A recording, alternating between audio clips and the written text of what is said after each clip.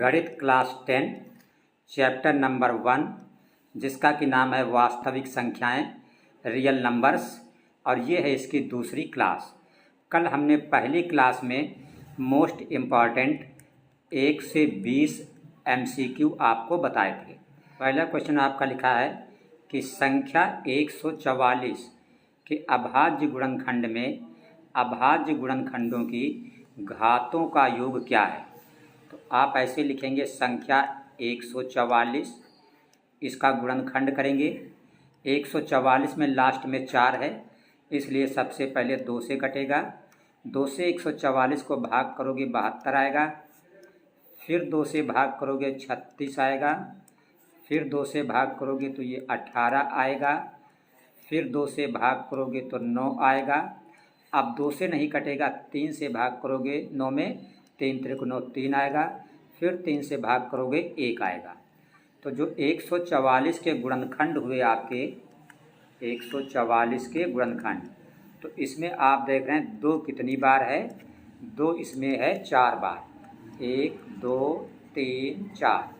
तो 2 4 बार है तो लिखेंगे 2 की घात 4 गुणित 3 कितनी बार है 1 2, तो आप लिखेंगे 3 घात 2। आपसे पूछ रहा घातों का योग, तो इसमें जो घातों का योग आपका निकलेगा तो आप लिखेंगे घातों का योग बराबर, तो यहाँ पे देखिए घात कितनी है ये 4 और यहाँ पे घात कितनी है 2, तो 4 2 कितना हो गया 6, तो घातों का योग 6। ये आपका इस पहले क्वेश्चन का आंसर हो गया। तो यहाँ पे 3 है गलत, 4 है गलत, 5 ये भी गलत, डी में लिखा है 6, तो ये वाला डी वाला ऑप्शन आपका करेक्ट है। आपका सेकंड क्वेश्चन है, लिखा है किन्हीं दो धनात्मक पूर्णांक ए और बी के लिए। ए और बी दो पूर्णांक हैं, इसका मतलब ए और बी क्या हो गई, संख्या हो गई। तो जब दो संख्याएं दी हुई होती हैं तो उनके लघुत्तम और महत्तम में क्या संबंध होता है। तो हमने आपको सूत्र बताया है कि लघुत्तम समापवर्तक लासा गुणित महत्तम समापवर्तक मासा बराबर होता है पहली संख्या और गुणित दूसरी संख्या। ये सूत्र होता है आपका। तो लघुत्तम समापवर्तक की जगह पे आप लासा ही लिखेंगे, महत्तम समापवर्तक की जगह पे आप मासा ही लिखेंगे, और पहली संख्याएं आपकी कौन सी हैं ए और बी, तो पहली संख्या की जगह पर ए गुणित दूसरी संख्या की जगह पर बी। तो आपका क्या संबंध बना कि ए गुणित बी बराबर लासा गुणित मासा। इसमें तो ऐसा नहीं लिखा है तो पहला गलत है। बी में लिखा सिर्फ ए गुणित बी, लेकिन इधर सिर्फ लासा लिखा, मासा नहीं लिखा, इसलिए ये भी गलत है। यहाँ पे लिखा बी बराबर, ये भी गलत है। यहाँ पे देखिए सेम टू सेम, जो ये है वही ये है। देखिए ए गुणित बी, तो यहाँ भी ए गुणित बी, देखिए बराबर लासा गुणित मासा, यहाँ भी बराबर लासा गुणित मासा। इसका मतलब ये डी वाला ऑप्शन जो है ये आपका करेक्ट है। तो ये सूत्र आप याद रखेंगे, इसका दूसरे सवालों में भी इस्तेमाल होगा। क्या सूत्र कि लासा गुणित मासा बराबर पहली संख्या गुणित दूसरी संख्या। देखिए तीसरा क्वेश्चन आपका लिखा हुआ है ये कि एक शून्येतर परमेय संख्या। शून्येतर का मतलब ऐसी संख्या जो शून्य न हो। जैसे मान लिया कोई भी संख्या ले लिया, सपोज कल हमने ले लिया 3, एवं अपरमेय संख्या। मान लो अपरमेय संख्या हमने ले लिया पाई। पाई कैसी होती है, अपरमेय होती है। का अंतर का मतलब माइनस होता है, मतलब 3 माइनस पाई का अंतर क्या होगा। 3 क्या है शून्येतर और पाई क्या है अपरिमेय।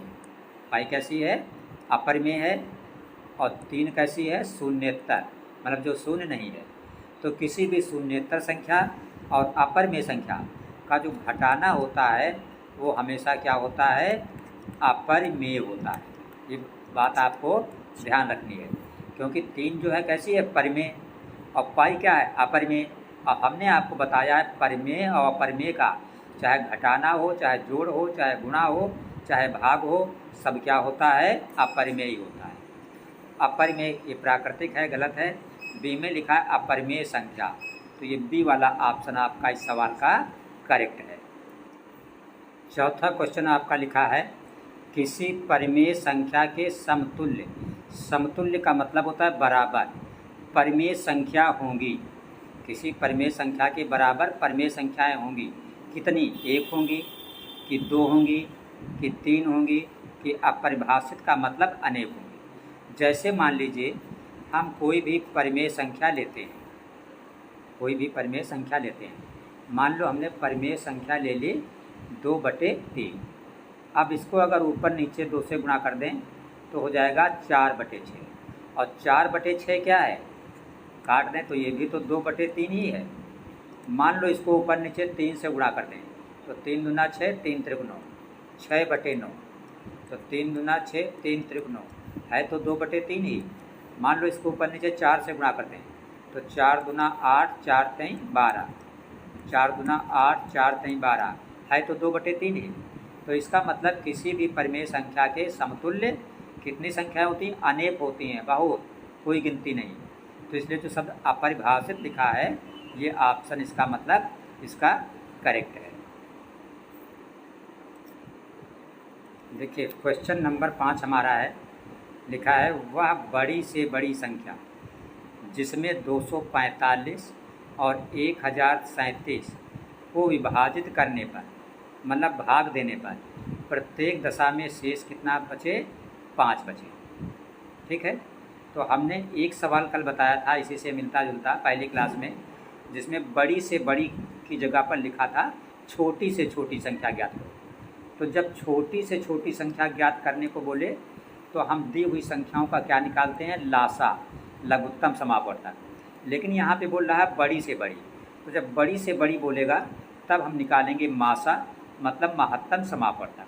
तो इस सवाल में हमें मासा निकालना है, लेकिन मासा 245 और 1037 का नहीं निकालना है। वो कह रहा है प्रत्येक दशा में शेषफल 5 बचे, तो पहले हम 245 से 5 घटा लेंगे, फिर 137 से 5 घटा लेंगे, घटाने से जो आएगा उसका हम मासा निकालेंगे, वही हमारा आंसर हो जाएगा। तो जब हम 245 से 5 घटाएंगे तो हमारा आएगा 240, और दूसरी संख्या है 1032। जब हम इससे 5 घटाएंगे, 1037 है, सॉरी 1037, तो जब इससे 5 घटाएंगे आएगा 1032। तो इसका मतलब हम ये 240 और 1032 का क्या निकालेंगे? मासा निकालेंगे। तो मासा निकालने के लिए क्या कहता है? गुणनखंड।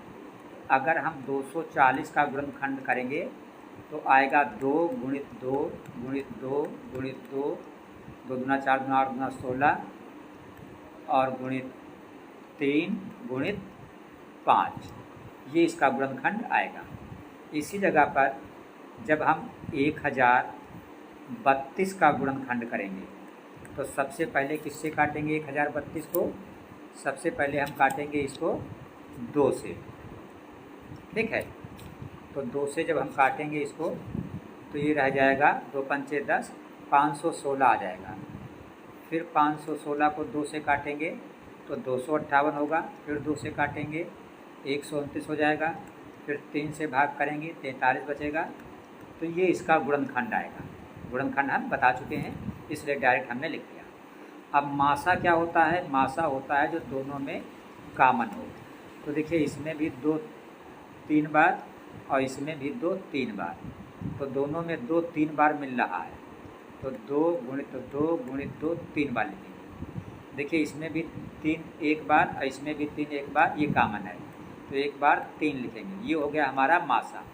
तो 2 दूना 4 दूना 8 त्रिक 24, आंसर आया 24। तो वो बड़ी से बड़ी संख्या क्या है? 24। इसका मतलब 24 से अगर आप 245 को भाग करेंगे तब भी शेष 5 बचेगा। 24 से अगर आप 1037 को भाग करेंगे तब भी शेष 5 बचेगा। आंसर क्या हुआ? 24। तो ये 22 है गलत, ए वाला, बी में 23 है गलत, सी में 24 है, तो सी वाला ऑप्शन आपका करेक्ट है। क्वेश्चन नंबर 6 आपका लिखा है कौन सा अभाज्य संख्याओं का युग्म है? युग्म का मतलब जोड़ा। इसका मतलब इसमें से ये सा अभाज्य है कि ये है कि ये है कि ये है, इन चारों में से ये बताना है आपको।